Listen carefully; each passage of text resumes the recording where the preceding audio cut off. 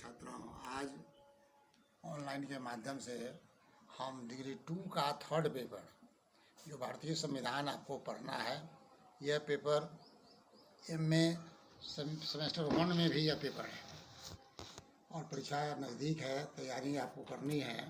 तो आज मैं आपको बता रहा हूँ प्रधानमंत्री की नियुक्ति, उनके अधिकार एवं कार्य। आप सभी जानते हैं इस देश में संसदीय शासन व्यवस्था की स्थापना संविधान के द्वारा की गई है और संसदीय व्यवस्था में प्रधानमंत्री मेरुदंड की तरह होता है, अर्थात प्रधानमंत्री का महत्वपूर्ण स्थान है संसदीय शासन व्यवस्था में। संसदीय इस व्यवस्था में दो तरह की कार्यपालिका होती है, एक संवैधानिक प्रधान जिसको राष्ट्रपति कहते हैं और दूसरा है वास्तविक प्रधान जो प्रधानमंत्री के नाम से जाना जाता है। प्रधानमंत्री के संदर्भ में IE में भी पढ़ाई होती है, BA ऑनर्स में भी होती है, MA में होता है। अवसर है आपका लिखने की कि IE का लड़का क्या लिखेगा, BA ऑनर्स के लड़के क्या लिखेंगे, MA में लड़के इस क्वेश्चन को कैसे लिखेंगे। तो ये भारतीय संविधान है और भारतीय संविधान में बहुत से ऐसे आंसर प्रश्न है जिसका आंसर देने के लिए आपको अनुच्छेद का सहारा लेना पड़ेगा। बिना अनुच्छेद लिखे हुए ऑनर्स का क्वेश्चन कंप्लीट नहीं माना जाएगा। तो प्रधानमंत्री के संदर्भ में जो अधिकार और कार्य की चर्चा हम लोग करेंगे तो यह देखेंगे कि इनसे संबंधित अनुच्छेद क्या कहता है। प्रधानमंत्री संसदीय व्यवस्था में महत्वपूर्ण स्थान है, वह प्रशासन का केंद्र बिंदु होता है। उसके व्यक्तित्व को केंद्र मानकर राजनीतिक व्यवस्था में चुनाव लड़े जाते हैं। ब्रिटिश प्रधानमंत्री के संदर्भ में जो भी बात अलंकारिक बातें कही गई है अभी तक विद्वानों के द्वारा, वह सब भारत के प्रधानमंत्री पर भी लागू होता है। हमारी संसदीय व्यवस्था ब्रिटेन से ग्रहण किया गया है, ब्रिटेन से हमने लिया अपने यहाँ संसदीय व्यवस्था का। तो प्रधानमंत्री की किसी क्वेश्चन में पहले आप भूमिका को लिखिए, फर्स्ट पैराग्राफ भूमिका के संदर्भ में प्रधानमंत्री के पद के बारे में आप लिखें, क्या महत्व है संसदीय व्यवस्था में, जिसकी चर्चा अभी कर रहा हूँ। यह संसदीय व्यवस्था में अति महत्वपूर्ण पद है और प्रधानमंत्री के व्यक्तिगत योग्यता के संदर्भ में क्या होनी चाहिए, इस पर तो हमारा संविधान कौन है। संविधान में प्रधानमंत्री की योग्यता का कोई उल्लेख नहीं किया गया है। इसका यह मतलब नहीं है कि प्रधानमंत्री के लिए व्यक्तिगत योग्यताएं निर्धारित की गई है ब्रिटेन के संदर्भ में। और ब्रिटेन में इस संदर्भ में दो विद्वान आते हैं। एक विद्वान है मुनरो ने कहा कि ब्रिटिश प्रधानमंत्री के पद पर कैसा व्यक्ति नियुक्त होना चाहिए। तो ब्रिटिश प्रधानमंत्री के जो व्यक्तिगत गुण मुनरो बताए हैं उसमें कहते हैं कि well to do who enter politics in earlier and make his profession. वह धनी व्यक्ति हो जो राजनीति के प्रारंभ में प्रवेश कर गया हो और राजनीति को अपना धर्म बना लिया। वेल टू डू और वेल एजुकेटेड की भी बात कहते हैं। मुनरो ने जो वेल टू डू और वेल टू एजुकेटेड कहे हैं, तो वेल टू डू का अर्थ होता है धनी, अर्थात वह व्यक्ति को काफ़ी धनी होना चाहिए। लोकतंत्र में जब यह बात रखी गई हाउस ऑफ कॉमन के सामने, तो इसका विरोध हुआ कि साहब वेल टू डू वाली बात गलत है। वेल टू डू आधार नहीं है, योग्यता नहीं है प्रधानमंत्री के लिए। हाँ, यंगर पीट आए दूसरा विद्वान। यंगर पीट कहते हैं कि प्रधानमंत्री में पद के लिए 4 गुणों का होना जरूरी है। Eloquent first, then knowledge, thirdly twelve, lastly patience. अर्थात कुशल वाला गुण है कुशल वक्ता, वेल एजुकेटेड, शिक्षित, काफ़ी पढ़ा लिखा होना चाहिए, उसमें धैर्य होना चाहिए और वह अच्छे से अच्छे बातों को, देश की समस्या को राष्ट्रीय मंच पर अंतर्राष्ट्रीय मंच पर ठीक ढंग से स्थापित करता हो। तो यंगर पीट की बातों को लोगों ने स्वीकार किया। इसी को यंगर पीट कहते हैं कि धनी होने की बात नहीं कहते हैं, कुशल वक्ता उसको होना चाहिए, ज्ञानी होनी चाहिए, मेहनती होना चाहिए, धैर्यवान होना चाहिए। यह प्रधानमंत्री के व्यक्तिगत गुण के संदर्भ में बात कही गई है। इसी को लोग आधार माने और इस आधार के गुण के आधार पर जो प्रधानमंत्री हुए हैं ब्रिटेन में या भारत का, उनके व्यक्तित्व का आकलन किया जा सकता है। और प्रधानमंत्री की नियुक्ति कैसे होती है, तो प्रधानमंत्री की नियुक्ति के संदर्भ में हमारा संविधान की धारा 75 कहता है कि the prime minister shall be appointed by the president और other minister shall be appointed by the president on the advice of the prime minister. प्रधानमंत्री की नियुक्ति राष्ट्रपति के द्वारा होगी, अन्य मंत्रियों की नियुक्ति प्रधानमंत्री के परामर्श पर राष्ट्रपति के द्वारा होगी। तो संविधान की धारा यह जो आर्टिकल दे रहा है 75 में प्रधानमंत्री की नियुक्ति के अनुसार नियुक्ति की प्रक्रिया, उसमें लगता है कि प्रधानमंत्री की नियुक्ति में राष्ट्रपति सर्वे सर्वा है, लेकिन बात ऐसी नहीं है। ठीक है कि संविधान उनको अधिकार देता है, लेकिन प्रधानमंत्री की नियुक्ति में राष्ट्रपति संसदीय परंपरा से बंधे हुए हैं। और संसदीय परंपरा में कहा गया है कि लोकसभा में बहुमत दल का नेता जो चुना जाता है उसी को राष्ट्रपति पद संभालने के लिए नियुक्त करते हैं, उनको आमंत्रित करते हैं। तो बहुमत दल का नेता स्पष्ट होना चाहिए, वह व्यक्ति बहुमत दल का नेता है। अगर बहुमत दल का नेता स्पष्ट हो जाता है तो राष्ट्रपति उस व्यक्ति को बुलाकर प्रधानमंत्री के पद पर नियुक्त करते हैं। हाँ, कुछ खास परिस्थिति है जिसमें राष्ट्रपति अपने स्वविवेक का प्रयोग कर सकते हैं, प्रधानमंत्री की नियुक्ति में स्वविवेक का प्रयोग कर सकते हैं। ये परिस्थितियाँ क्या है?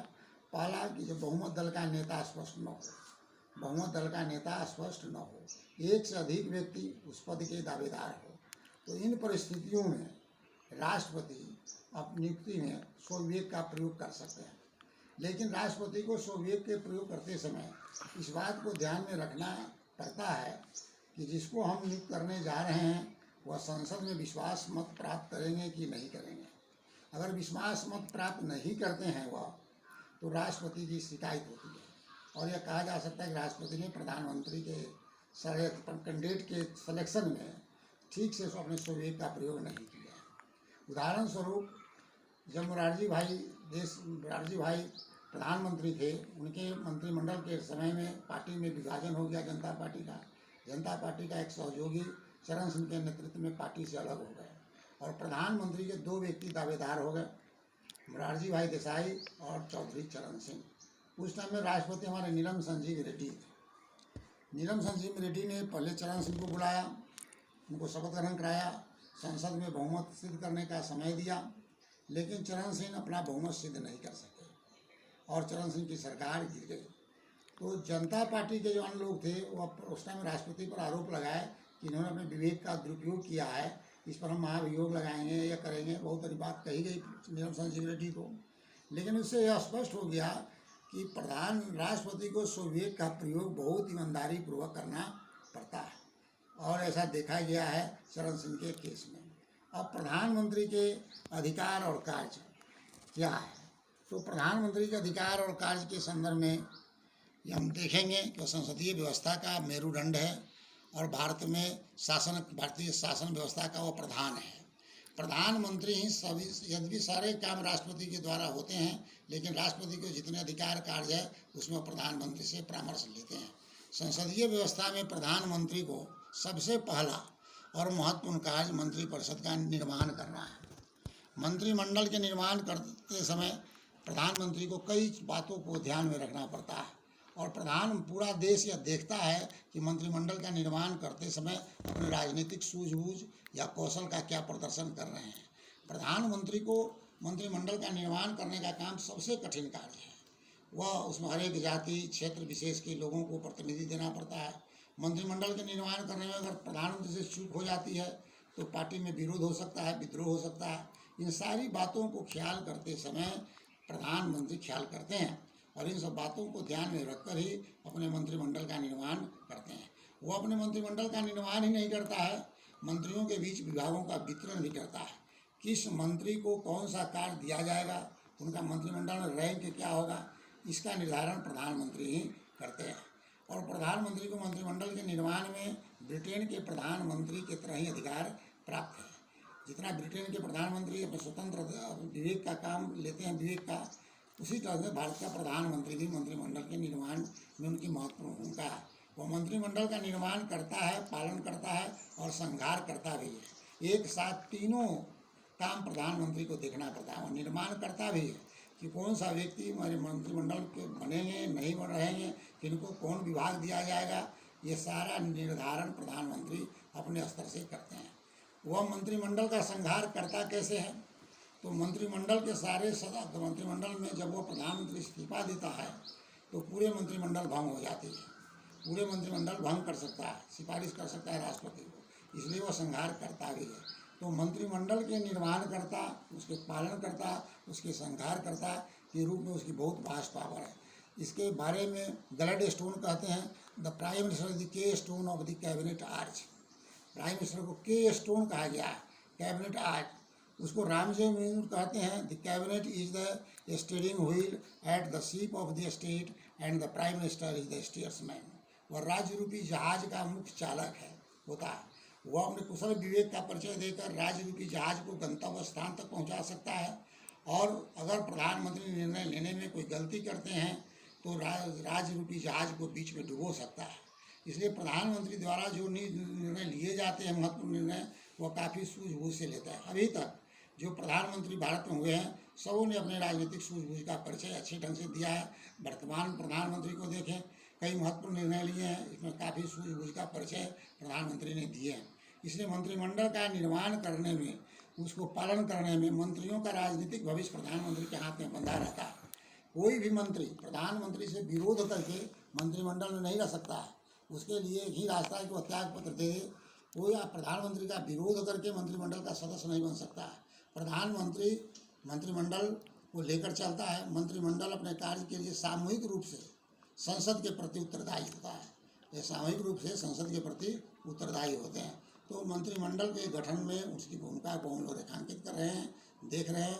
और दल का नेता, वह दल का सर्वोच्च नेता होता है। दल में अनुशासन बनाए रखने की जवाबदेही प्रधानमंत्री को होता है। वह लोकसभा के अंदर, लोकसभा से बाहर अपने दल का नेतृत्व करता है। दल का राजनीतिक भविष्य बहुत हद तक प्रधानमंत्री के व्यक्तित्व पर निर्भर करता है। वह दल के नेता होने के चलते से दल के सारे महत्वपूर्ण निर्णय प्रधानमंत्री की इच्छा के अनुसार या उनसे सलाह मशविरा करके पार्टी का प्रेसिडेंट होता है, वह निर्णय लेता है। लोकसभा का नेता, वह लोकसभा का नेता लोकसभा के नेता के चलते ही वह प्रधानमंत्री के पद पर है। अब लोकसभा के संचालन में वह अध्यक्ष की सहायता करता है।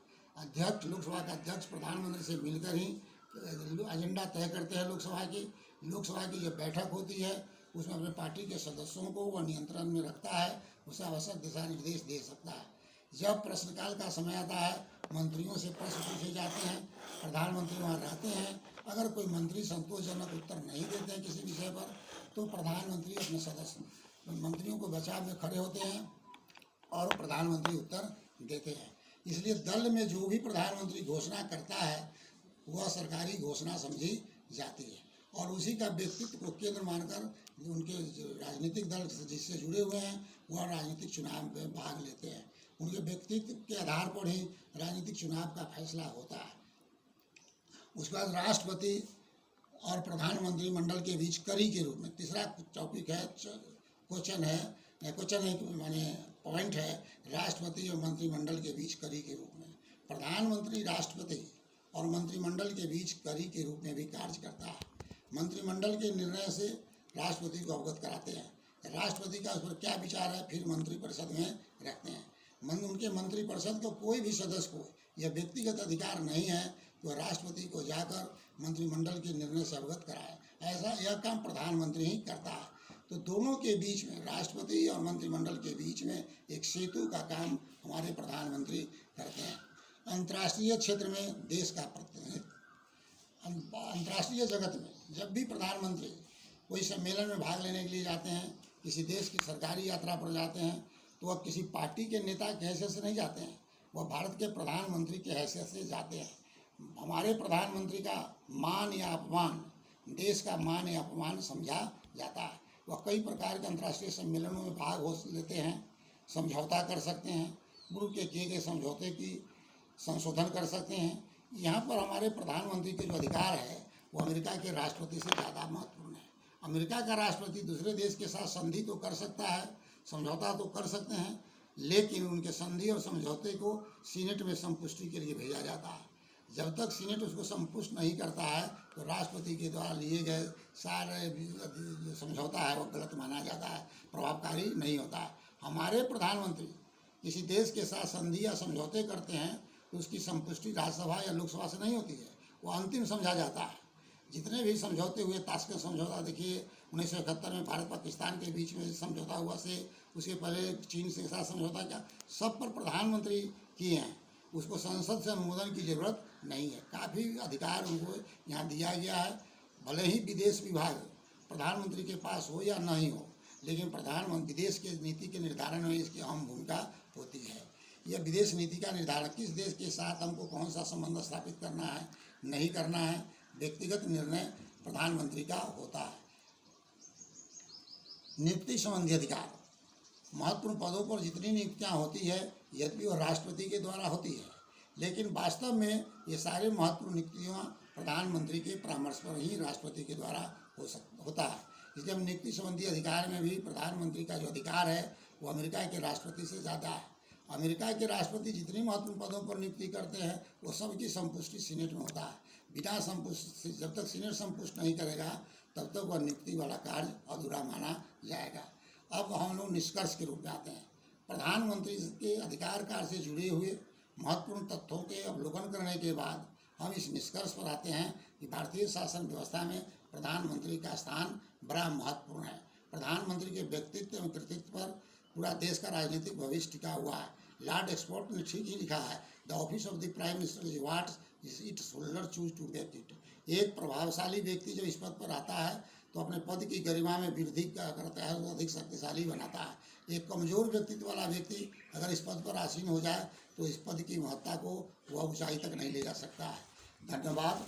ये क्वेश्चन की तरीका लिखने का। अब क्वेश्चन कैसे लिखें जब प्रधानमंत्री बनाए, तो हम इसको निम्नलिखित पैराग्राफ में बांट रहे हैं। फर्स्ट पैराग्राफ भूमिका, देन दूसरा पैराग्राफ प्रधानमंत्री की योग्यता के संदर्भ में लिखिए, थर्ड पैराग्राफ आप अधिकार कार्य पर लिखिए, फोर्थ पैराग्राफ पे आप निष्कर्ष दीजिए। पॉइंट को तैयार कर लीजिए। आपको हर हालत में इस क्वेश्चन को आंसर 35 मिनट में देना पड़ेगा। आपके पास एग्जामिनेशन में 35 मिनट का समय है। पॉइंट पर बनाया गया ये आंसर है।